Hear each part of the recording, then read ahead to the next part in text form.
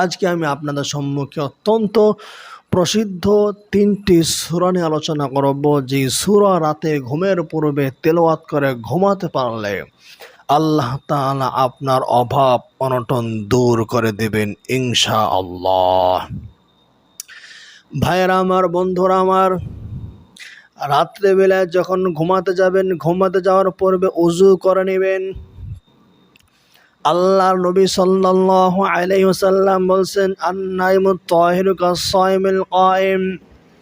যে বান্দা বান্দি রাতে ঘুমের শুরুতে ওযু করে কেউ যদি ঘুমিয়ে যায়, তাহলে আল্লাহ রব্বুল আলামিন তার আমলনামায় সারাদিন রোজা রাখা এবং সারা রাত্র ইবাদত করার সমপরিমাণ সওয়াব দান করবেন। আল্লাহু আকবার বলেন। ওযু করে ঘুমালে সারা রাত্র ইবাদত করার সওয়াব পাবেন এবং সারাদিন রোজা রাখার সওয়াব পেয়ে যাবেন। আর এক হাদিসের ভিতরে এসেছে, আল্লাহর নবী সাল্লাল্লাহু আলাইহি ওয়াসাল্লাম বলছেন, ওযু করে কেউ যদি জিকির করতে করতে ঘুমায়, ওযু করেছে, ওযু করার পরে জিকির করতে করতে ঘুমিয়ে গেছে, তাহলে আল্লাহ রব্বুল আলামিন তার মাথার কাছে একজন ফেরেশতা নিয়োজিত করে দেন। এই ফেরেশতা সারা রাত্র তার মাথার কাছে বসে থাকে। বান্দা যখন কাঁধ পরিবর্তন করে এপাশ থেকে ওপাশে যায়, তখন ওই ফেরেশতা আল্লাহর কাছে দোয়া করে, আল্লাহুম্মা গফির লিআবদিক ফাইন্নাহু বাতা তাহিরা। হে আল্লাহ, তোমার এই বান্দা উজুর সাথে ঘুমিয়েছে, সুতরাং তুমি তার জীবনের সকল গুনাহগুলো মাফ করিয়া দাও। ভাইরা আমার, বন্ধুরা আমার, আর এক হাদিসের ভিতরে এসেছে, কেউ যদি উযু করে জিকির করতে করতে ঘুমিয়ে যায়, এই বান্দা রাত্রে ঘুম ভাঙ্গার পরে আল্লাহর কাছে দুনিয়া এবং আখিরাতের যা কিছু চাইবে, আল্লাহ তাআলা তাকে তাই দিয়ে ধন্য করিয়ে দিবেন। এই জন্য রাতে ঘুমের পূর্বে উযু করে ঘুমাবেন। উযু করবেন, উযু করার পর যখন বিছনায় আসবেন, বিছনাটা ৩ বার ঝাড়বেন, সুন্দর করে ঝাড়বেন, বালিশের নিচে ঝাড়বেন, খাতাগুলো ঝাড়া দিবেন। এগুলো ঝাড়া দিয়ে তারপর বিছানায় ঘুমাতে যাইবেন। ডান কাত হয়ে ঘুমাবেন, যার যার ডান কাত হয়ে ঘুমাবেন। যখন মাথাটা বালিশের উপর রাখবেন, তখন আপনার ডান হাতটা ডান গালের নিচে রেখে ডান কাত হয়ে কিবলামুখী হয়ে ঘুমিয়ে যাবেন। এরপর ঘুমের দোয়া পড়বেন। ঘুমের দোয়া পড়ার পরে ৩টি সূরা পড়বেন। ৩টি সূরা পড়লে আল্লাহ রব্বুল আলামিন আপনাকে সম্পদ দ্বারা মালামাল করিয়া দিবেন। ১ নম্বর সূরা হলো সূরাতুল ইখলাস, কুল হুয়াল্লাহু আহাদ। এই সূরাটি পড়বেন। আল্লাহর নবী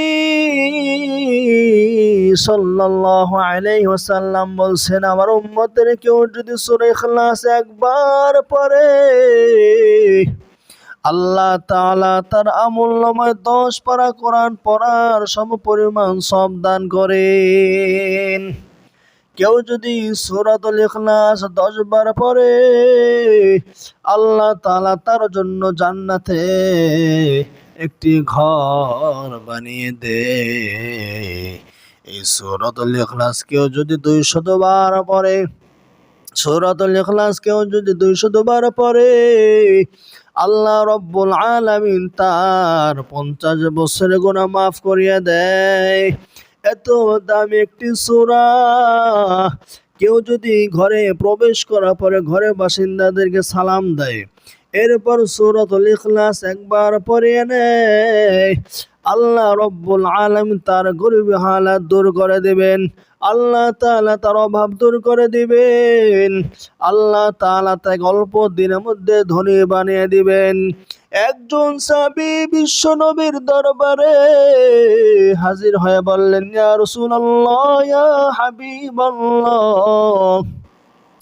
আমি গরিব মানুষ, অসহায় মানুষ, আমাকে কোনো আমল বলে দেন যেন আমার অভাব অনটন দূর হয়ে যায়। আল্লাহর নবী বললেন, তুমি ঘরে প্রবেশ করার পরে ঘরে বাসিন্দাদেরকে সালাম দিবে, এরপর এই সূরাটি তুমি পড়বে, সূরাতুল ইখলাস সূরা পড়ে নিবে। ওই সাহাবী বাইরে থেকে আমল করলেন, অল্প কিছুদিন মাথায় আল্লাহ তাআলা তার অভাব অনটন দূর করে দিয়েছে। এই সূরা কোরআন পড়বেন, সূরাতুল ইখলাস পড়বেন। এই সূরার মধ্যে একটা শব্দ আছে আস-সামাদ, আল্লাহুস সামাদ, আল্লাহ তাআলা মুখাপেক্ষীহীন। এই শব্দ যখন পড়বেন আপনি মনে মনে যা কিছু চাইবেন আল্লাহ তাআলা আপনাকে তাই দিয়ে ধন্য করে দিবেন। কারণ আস-সামাদ এটা হলো ইসমে আজম। নবীজি বলছেন কেউ যদি ইসমে আজম পড়ে আল্লাহর কাছে কোনো কিছু চায়, আল্লাহ তাআলা তার সেই চাওয়া পাওয়া কবুল করিয়ে নেয়। আপনার যদি চাকরির প্রয়োজন হয়, বিদেশে যাওয়ার প্রয়োজন হয়, যখন এই সূরাটি পড়বেন, যখন 2 নম্বর আয়াত পড়বেন আল্লাহুস সামাদ, আল্লাহ তাআলা মুখাপেক্ষীহীন, ওই সময় আপনি মন থেকে দিল থেকে আল্লাহর কাছে যা কিছু চাইবেন আল্লাহ রব্বুল আলামিন আপনার সকল চাওয়া পাওয়া কবুল এবং মঞ্জুর করিয়ে নিবেন। 2 নম্বর সূরা হইল সূরাতুল ফালাক, কুল আউযু বিরাব্বিল ফালাক, এই সূরাটি পড়বেন। 3 নম্বর যেই সূরা, সেই সূরা হলো সূরাতুন নাস, কুল আউযু বিরাব্বিন নাস। এই দামি দামি 3টা সূরা পড়বেন। হাদিসের কিতাবের মধ্যে পাওয়া যায় মহানবী, বিশ্ব নবী, শ্রেষ্ঠ নবী, রহমাতুল লিল আলামিন রাসূলুল্লাহ সাল্লাল্লাহু আলাইহি ওয়াসাল্লাম যখন বিছানায় শুয়ে পড়তেন তিনি 3টি সূরা পড়তেন। এই 3টি সূরা পড়ার পরে নিজের হাতের মধ্যে এরকম ফু দিতেন। এরপর মাথা থেকে পা পর্যন্ত পুরা দেহ মেসেজ করে নিতেন, পুরা দেহ এভাবে মেসেজ করে নিতেন, আবার ফু মারতেন। এইভাবে 3বার পুরা দেহ মেসেজ করে নিতেন। 3বার মেসেজ এই জন্য করতেন দেহটা বন্ধ হয়ে যাইত। আপনি 3টি সূরা পড়ে পুরা দেহ মেসেজ করে নেবেন, আপনার দেহ বন্ধ হয়ে যাবে। কোন জিন ভূত শয়তান আপনার কাছে আসতে পারবে না, আপনাকে ডিস্টার্ব দিতে পারবে না। আপনি সারা রাত্র ঘুমাবেন, সারা রাত্র আরামের সাথে ঘুমাতে পারবেন। আপনার ঘুমের মধ্যে কোনো ভয়ঙ্কর স্বপ্ন আপনি দেখতে পাবেন না। এজন্য রাতে ঘুমের পূর্বে এই দামি দামি 3টি সূরা পড়বেন। দামি দামি 3টি সূরা যদি পড়েন, পড়তে পড়তে যদি ঘুমিয়ে যান তাহলে তো ভালো। কারণ একদিকে ওযু করলেন, আরেকদিকে 3টি সূরা পড়তে পড়তে ঘুমিয়ে গেলেন, তাহলে ওই যে হাদিস বলছিলাম ওযু করার পরে জিকির করতে করতে কেউ যদি ঘুমিয়ে যায় তাহলে একজন ফেরেশতা তার মাথার কাছে নিয়োজিত হয়ে যায় এবং ওই ফেরেশতা সারা রাত্র তার জন্য দোয়া করে। এবং এই বান্দার ঘুম যদি রাত্রিবেলা ভেঙে যায়, ঘুম ভাঙ্গার পর আল্লাহর কাছে যদি কোনো কিছু চায় আল্লাহ তাআলা তাকে তাই দিয়ে ধন্য করে দিবেন। এই জন্য এই 3টি সূরা পড়বেন। 3টি সূরা পড়বেন রাত্রিবেলা যখন ফজর নামাজের সময় হয়ে যাবে, ঘুম থেকে জাগ্রত হবেন। ঘুম থেকে জাগ্রত হয়ে ফজর নামাজটা মসজিদে জামাতের সাথে গিয়ে আদায় করার চেষ্টা করবেন।